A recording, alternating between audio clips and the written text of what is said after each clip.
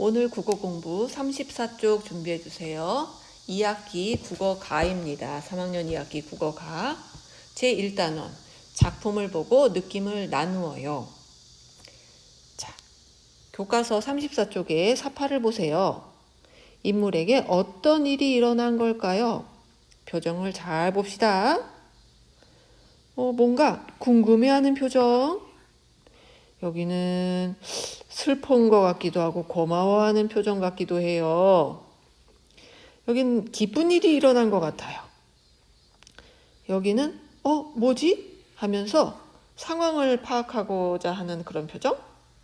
여기는 감동을 받은 표정 같아요. 눈물이 글썽글썽이네요. 우리가 인물에게 어떤 일이 일어나는 것인지 이 인물의 표정을 보고 짐작하고 있어요. 그래서 우리는 오늘 공부할 것은 표정, 몸짓. 지금 이것은 동영상이 아니니까 몸짓을 살펴볼 수 없지만 표정과 몸짓, 말투 등을 살펴보는 공부를 하도록 할 거예요. 인물에게 알맞는 표정, 몸짓, 말투를 생각하며 작품을 감상해 보는 것이 이 단원에서 배울 내용이고요.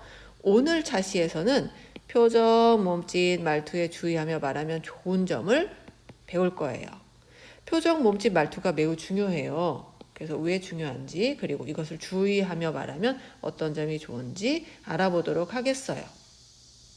자, 우리의 경험을 나눠봅시다. 여러분이 고마움이나 미안함을 표현할 때 어떤 몸짓과 말투로 하나요? 그리고 상대방이 고마움이나 미안함을 표현할 때 어떤 몸짓과 말투로 하나요? 보통 고마움을 표현할 때는 웃는 표정으로 다정하게 말하죠.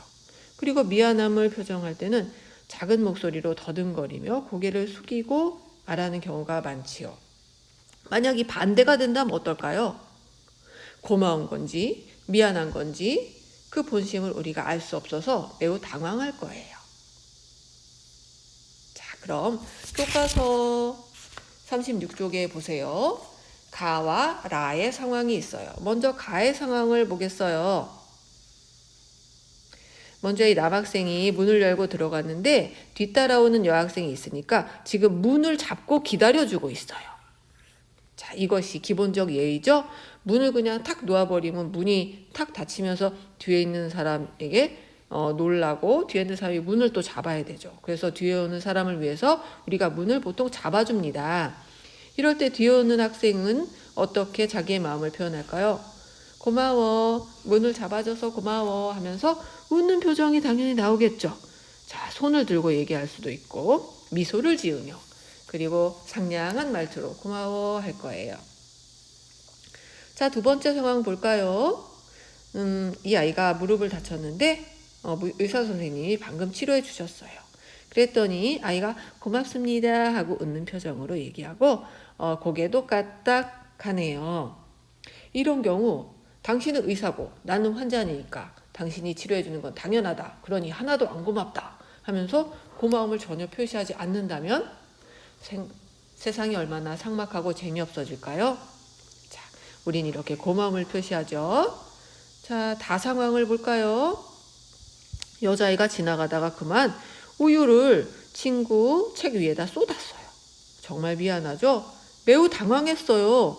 일부러 한 것도 아니고 실수인데 이렇게 친구 책을 망쳐놨으니 얼마나 미안합니까? 그리고 친구도 당황스럽고 좀 화가 나지요. 자, 이럴 때 이 여자아이가 뭐라고 할까요? 매우 당황해하면서 미안해 라고 하겠죠. 이럴 때 어떻게 사과하느냐가 중요해요. 왜냐하면 이 학생은 당황스럽고 또 화가 나고 이 책은 어떻게 할 거예요. 그죠? 뭔가 손해를 끼쳤기 때문에 이런 상황에서 어떻게 사과하느냐 중요합니다. 라 상황을 보세요. 여자아이가 가다가 그만 남자의 발을 꽉 밟았어요. 아이야 아파요. 아까 다의 상황과 비슷하죠. 이 여학생은 당황스러우면서도 너무나 미안해요. 일부러 밟은 것이 아닌데 그만 자기 실수로 상대방을 아프게 했어요. 그래서 미안해. 일부러 그런 건 아니야. 많이 아파? 괜찮아? 라고 물을 거예요. 네. 자, 이런 상황에서 표정, 그 다음에 몸짓도 있어요. 몸짓. 놀라는 표정, 그 다음에 미안하면 고개를 숙이기도 하고, 감사하면 고개를 숙이기도 하고, 그리고 또 말투. 고마우면 고마운 말투, 미안하면 미안한 말투가 나올 거예요. 그래서 상황에 알맞은 몸짓, 표정, 말투는 굉장히 중요합니다.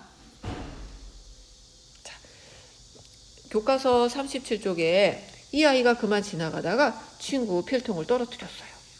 이때 어떻게 친구에게 말하느냐? 아주 영상이 재밌더라고요. 선생님은 그 영상 보고 한참 웃었어요. 자, 어떤 일이 일어났는지 영상을 먼저 보고 수업하도록 하겠어요.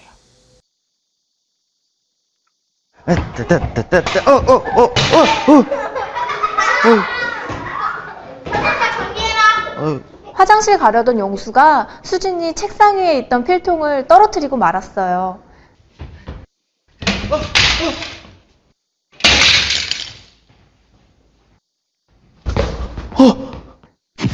수진이는 영수한테 잔뜩 화가 났겠죠?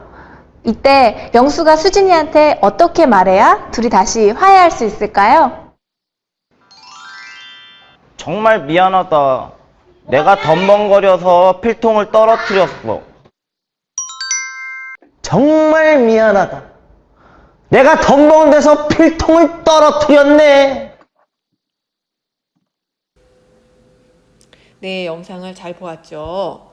어떻게 사과하느냐에 따라서 이것이 싸움으로 번질 수도 있고 친구가 괜찮아 라고 할 수도 있어요. 그래서 상대방의 마음이 화가 나지 않고 그대로 풀어질 수도 있고 상대방이 너무나 화가 나게 되는 상황을 만들 수도 있어요. 그러므로 여러분이 어떤 표정, 어떤 몸짓, 어떤 말투로 말하느냐가 이렇게 중요하답니다. 자, 그럼 지금 친구들은 없으니 상황은 못하죠. 혼자서 해도 되고 식구와 해도 돼요. 자, 사과하는 역할. 내 필통을 떨어뜨려서 정말 미안해 라고 사과를 잘 하면 상대방의 마음이 화가 났다가도 풀어져서 아니야 일부러 그런 것도 아닌데 뭘 하면서 금방 용서해 줄 거예요. 자, 이런 상황에 맞는 표정, 몸짓, 말투로 사과하는 연습 해보는 거 중요합니다. 자, 표정, 몸짓, 말투에 주의하며 말하면 어떤 점이 좋은지 자, 친구들의 예시 발표를 한번 들어볼까요? 듣는 사람에게 내 마음을 더 잘 전할 수 있어. 알맞은 표정, 몸짓, 말투로 말하면 듣는 사람에게 자신의 생각을 더 생생하게 전달할 수 있어.